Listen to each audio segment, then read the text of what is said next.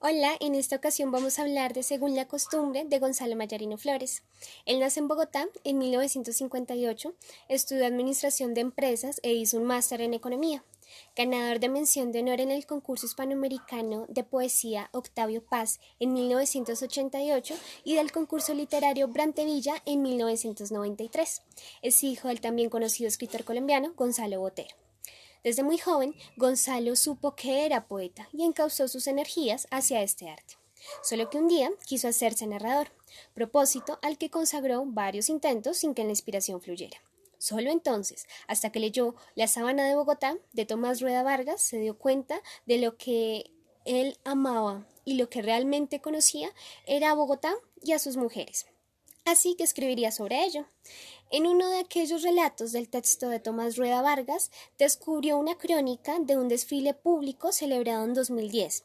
Era un desfile de coches de victorias que salió de la Plaza de Bolívar e iba hasta el lejano caserío de Chapinero. Decidió entonces ir a la Luis Ángel Arango a consultar más información sobre este episodio, pero no lo encontró. Lo único que halló fue el número 606 a cada tanto. El misterioso 606 no era más que otro nombre del Salvarsan, un medicamento empleado en estos tiempos con el fin de apaciguar los horrores de la sífilis, un mal para entonces incurable que arrebató vidas de miles de habitantes de Bogotá hasta la llegada de los antibióticos. Así fue como surgió, según la costumbre, el primer volumen de Trilogía de Bogotá, publicado en 2003. Los otros libros que hacen parte de Trilogía de Bogotá es Delante de ellas y Los otros y Adelaida. Según la costumbre, es una aproximación a la vida de Bogotá a finales del siglo XIX. Está lleno de reflexiones y de ambigüedades. Los temas que figuran en la obra son, por supuesto, Bogotá, sus mujeres y la cruda realidad que se vive en esta época sin filtros, sin secretos. En esta obra, Gonzalo mantiene como figura central a la mujer. Esto obedece a dos motivos. Primero, el autor deseaba escribir sobre Bogotá porque entiende que la ciudad es femenina de alguna manera. Y segundo, porque la ciencia no ahondaba en este estudio por tratarse de una enfermedad asociada a la prostitución y por tanto a prácticas inmorales para esta época.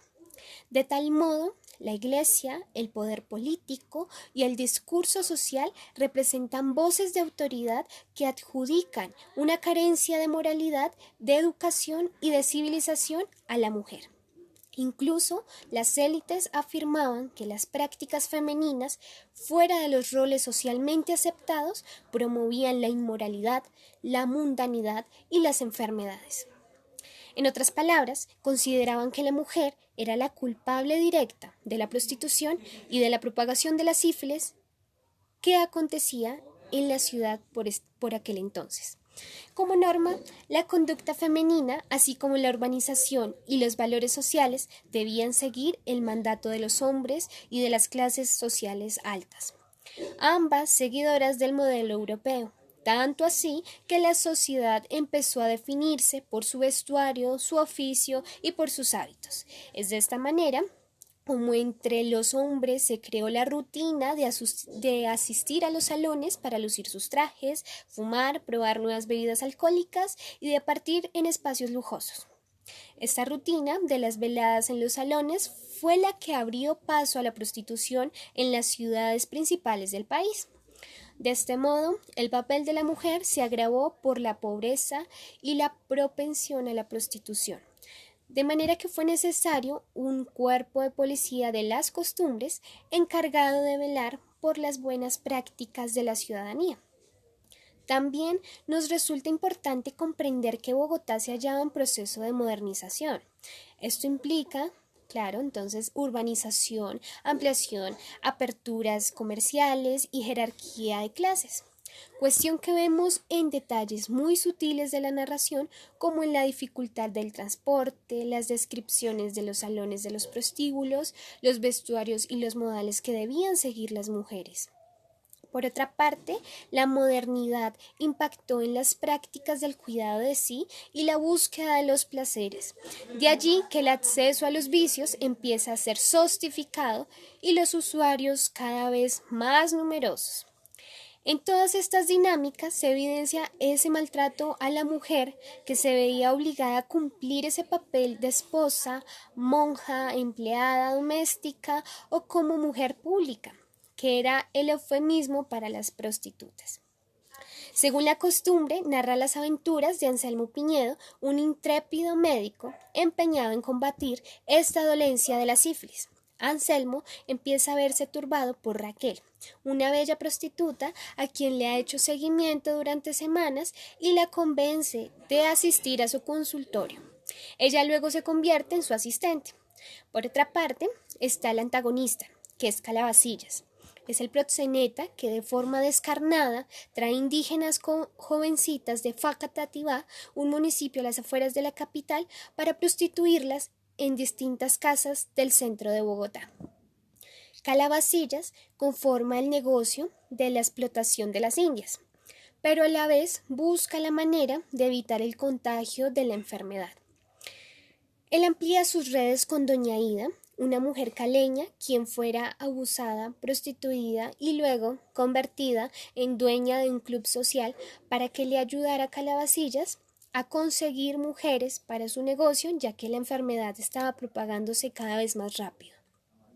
Luego se conecta con otra matrona, la señora Francia, para abrir un nuevo local en Chapinero. Su trabajo es el mismo, conseguir nuevas mujeres para los negocios. Después se dará el contacto entre Calabacillas y el doctor Piñedo. Sucede en la casa de Chapinero. Ambos llegan a un acuerdo implícito. El proxeneta llevará a las mujeres que presentan síntomas de la enfermedad y por otro lado el médico las tratará sin alertar a las autoridades legales. Otro personaje es Sotilesa, una niña indígena quien despierta esa sensación maternal en Raquel, quien la acogió y le pidió al doctor hacer todo lo posible para mantenerla a salvo. Pero, lastimosamente, Sotilesa luego es raptada por el monstruoso proxeneta. Después, Raquel y Anselmo descubren que Calabacillas se encuentra en el barrio Egipto y allí, 10 semanas luego del rapto, en el altillo de esa casa abandonada, encuentran el cadáver desnudo de Sotilesa junto al de Calabacillas, quien se ha cortado las venas. La muerte de Sotilesa hace que Raquel culpe, no se sabe si de manera consciente o no, a Anselmo. Por tanto, deja la casa de la madre del doctor, donde se estaba quedando, y vuelve a su rancho de los potreros del Campín. Al final, Anselmo le envía cartas y finalmente ella las responde y es así como se abre una esperanza para su amor después de todo. Para concluir, vemos cómo la novela nos hace un recorrido interesante por las callejuelas en las que se luchaba contra la insalubridad y la pobreza. Es un fresco de la ciudad que comenzó a crecer con el siglo y que se convertiría en una de las urbes más grandes de América Latina. Por último, pero no menos importante, recordamos algunas palabras de Pérgolis y de Ítalo Calvino, con la noción de ciudad relacionada con la memoria individual y colectiva que nos describe y nos identifica. La ciudad como objeto literario para encontrar esas manifestaciones en clave de ficción como lo vemos en esta oportunidad. Una ciudad sublime, profunda y lúgubre donde sus edificios, calles, pasajes y por supuesto sus habitantes la construyen, le dan vida y la deforman. Quedan entonces invitadísimos a leer esta obra de Gonzalo Mayarino y muchas gracias por escucharme.